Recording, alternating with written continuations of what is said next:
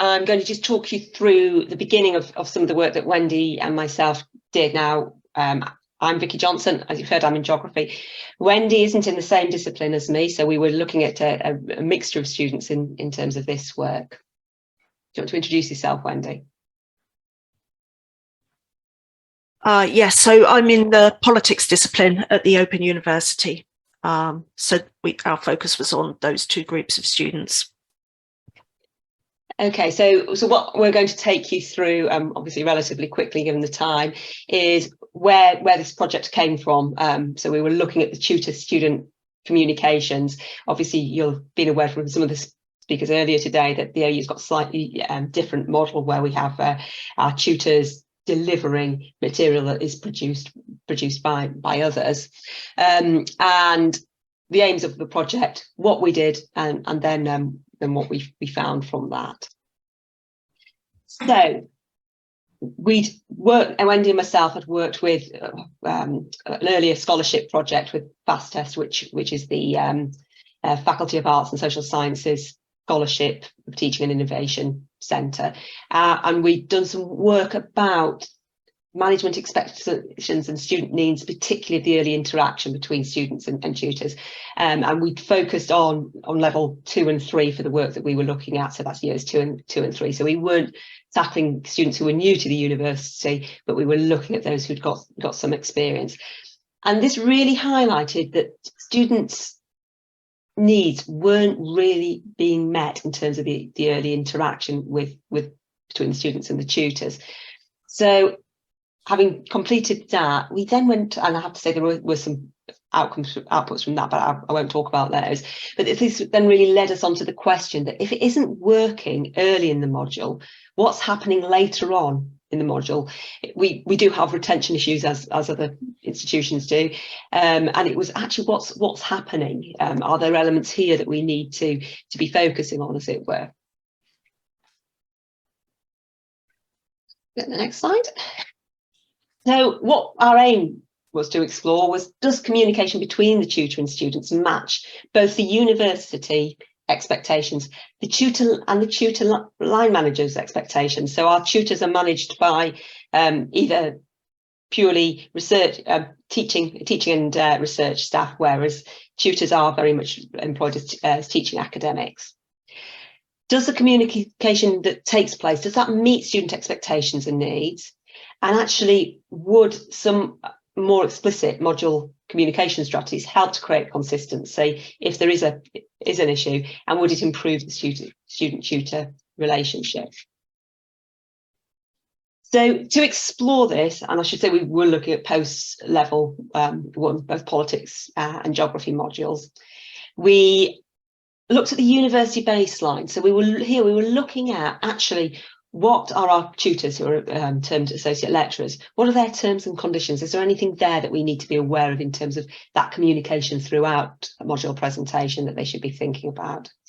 What about the school and department good practice guides? What does that say? Do ALs have access to that? What does that information say? And also very specific AL guides that are created generally, associate lecturer guides, I should say, tutor guides that are created by the organisation. I should just add that all our post level 1 politics and geography modules are 60 credits in size. So that was what we did to start with, to see actually what the institution was saying they should be doing, what those good practice guides, which is written by directors of teaching, our staff tutor cohorts, our tutor line managers. We then went on to undertake both a tutor and a student survey. So in the tutor survey, we were asking about actually what they did, when they did it, how effective did they think what they were delivering was, what was the response like from students. In the student survey, we asked something pretty similar, what have they received, when, how did they contact, and did it meet their needs and their expectations? We then also spoke to staff tutors. So these are the tutor managers, the lecturers and senior lecturers and professors within the university. And we undertook interviews with this cohort. asking them really about their expectations, the directions that they expected from the tutor, what direction they gave to the tutor, whether there were tuition strategies and communication strategies in the modules that they were working on. And actually also, did they have any check of practice? How did they gather information about what was happening? So I'll hand over to Wendy now. Okay, thanks, Vicky. So I'm not going to talk very much about the university documentation, except to say that it was contradictory. Basically, what you tend to get is you have the tutor's contract, which and the terms of conditions, which lay out different things, and then you have different faculties producing documents that say, okay, we think this would be the best way of doing this. So you can see that then there would be some contradiction and certainly not consistency in terms of exactly what the documentation says. So that is one issue that I'll just put to the side. We're going to focus here on the tutor and student responses in the surveys and also the managers' interviews. So it probably won't come as much of a surprise to say that the tutors thought they were doing a jolly good job. And I think probably most of them were. I mean, they're a self-selecting group in a sense. The tutors that have the most interest in pedagogy in terms of wanting to take part, taking an interest in sort of improving things, they're the ones that are most likely to fill in the questionnaire. So we do have that self-selecting group in a sense. Even so, it brought out some interesting things. So the tutors generally thought that they were, we've got here, in regular contact with their students throughout the module, that they were approachable, that they were easily contactable. Now, at the OU, we do put a lot of emphasis on that early contact and also personalising some of that early contact. So it's perhaps a little disappointing that only a third of them didn't use personal communication for initial contact.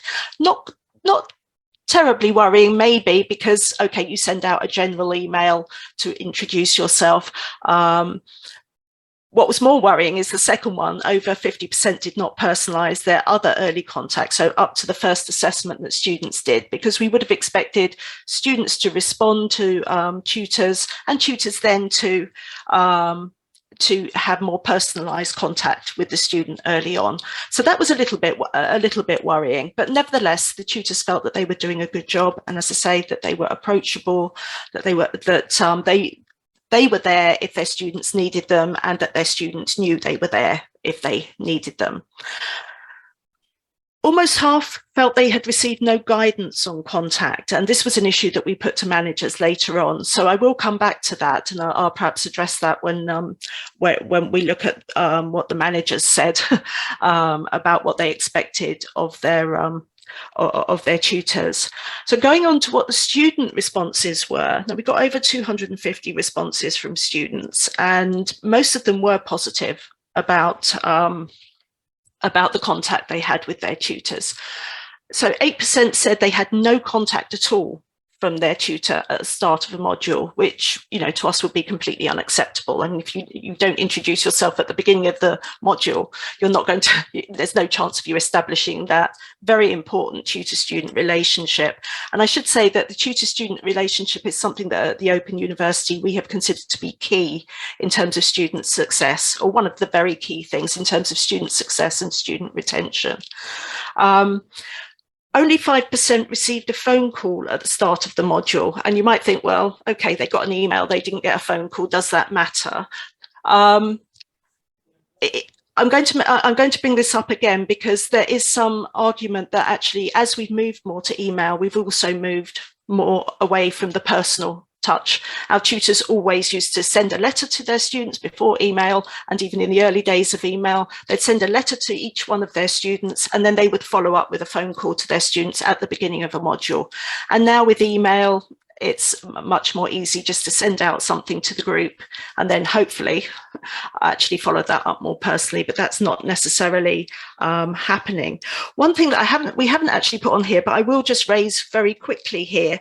We asked the question, did they agree that they would like the same tutor on a future module?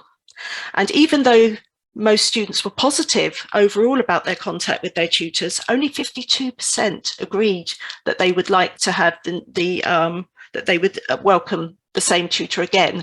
So some of the responses are a little bit contradictory there, because some were saying it went really well, but no, I don't want them again, which is a little bit confusing. So anyway, the reaction from the students is not quite as positive as the tutors. And if Vicky goes on to the next slide, we'll see how that how that was actually expressed. So here's student issues or negatives and student positives.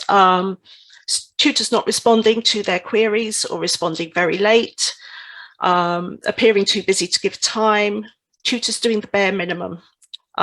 So not being proactive in terms of their support of students, and giving, in some cases, really giving the impression that they didn't have time for their students. And one problem which comes up again and again at the OU is we have many, many part-time tutors, and they will say, this isn't my only job. Well, that's not something that we want them to be saying to students, because actually for the student, that is their only job. Their job is to be there for that student. As I mentioned, tutors being entirely reactive rather than reaching out to students, being very unapproachable. Students, despite tutors thinking that they're very, very approachable, and again, it may be the ones that responded to our survey are approachable, but we do know that we have a number of tutors who do not appear approachable to their students. And it may not be that they aren't approachable at all, but if their students are lacking in confidence, then they need somebody to reach out to them for them to have the confidence to approach them. And not responding to declared needs. At the beginning of our modules, the tutors get a profile of any student with a disability, for example, and it will have particular needs that they have. And they are expected to contact that student, have a phone call with that student, just to see how they, how it may affect their studies and what they as a tutor can do. So some students did report that it was quite clear their tutors had not even read this profile. That was a minority, but nevertheless, that's one of the issues that was raised. So the student positives are almost opposite to the student issues. So positives are for students if they had an approachable tutor, supportive, encouraging, quick to respond, very clear in their feedback, friendly and accessible, interested in the student, showing that interest, always available. We do suggest our tutors shouldn't be always available, but nevertheless, I think clearly in some of the cases, they were always available when needed, and that they're helpful. So as you can see, it's two sides of the same coin here in terms of what students feel about their particular tutors. Now, in terms of the managing academics, once we've got the survey results, we also spoke to the managers, but we didn't actually go to them with the results from the surveys. We wanted to see what their expectations were without the results, if you can see what I mean. So one of the things we've got here, expectations did not always match their vision of good practice. So managers had a vision of good practice, which would be about the early contact. It would be about being approachable. It would be about proactively contacting their students at key points during a module. But when we actually spoke to them, they didn't necessarily think that they could be asking tutors to do these things. And we're going through a lot of change at the Open University at the present time. I think it would be fair to say a very positive change in many respects. But sorry, do you want me to speed up? I just heard something in my ear. Yeah, just speed up quickly. You're fine. Just keep going. Okay, I will speed up. So there is a feeling that we don't want to put more on our tutors in terms of kind of culture change that is happening. And the managers were very much, I really do think they should be doing that, but I don't think I can ask them, which is a very difficult position to be in. I mentioned before, so I won't mention it again, but the concerns over the movement away from the personalised approach.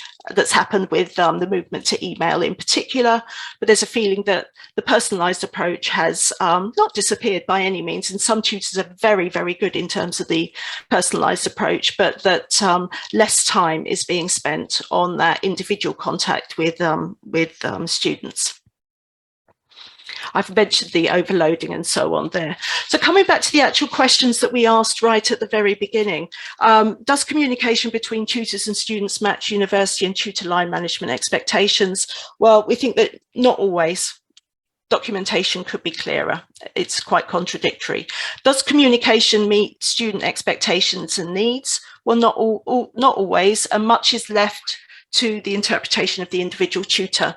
There's not enough guidance from tutor managers. Now, part of that is because we have many, many long-standing tutors, and we don't want to teach grandma to suck eggs. So every year we don't repeat the same thing. And I think that many of us as managers have the expectation, even if we're worried about imposing it, but much is actually left to tutors to actually remember, well, what am I supposed to do? Would formal module communication strategies help to create consistency and improve the tutor-student relationship? Originally, we thought that a strategy would create a baseline of communication that we could then put across all modules, and then certain modules might adapt that to their particular needs.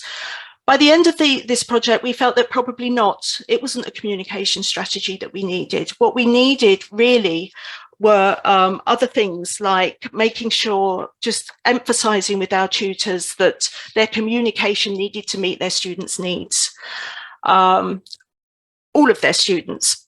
So if they had particular needs, they needed to be able to adapt to those, but they needed to be actually getting to a position where they knew their group of students. And the only way to be doing that would be to actually communicate with them properly and effectively through the module. So once they knew their students, they could adapt to what their student needs were in terms of communication.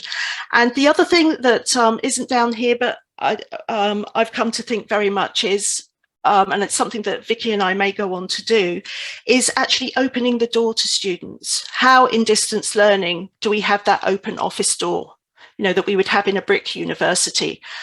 Opening that door to students rather than expecting them to come knocking on it. So I think that's where we're probably going next. But sorry if I've gone over time. Thank you very much for listening, and any questions?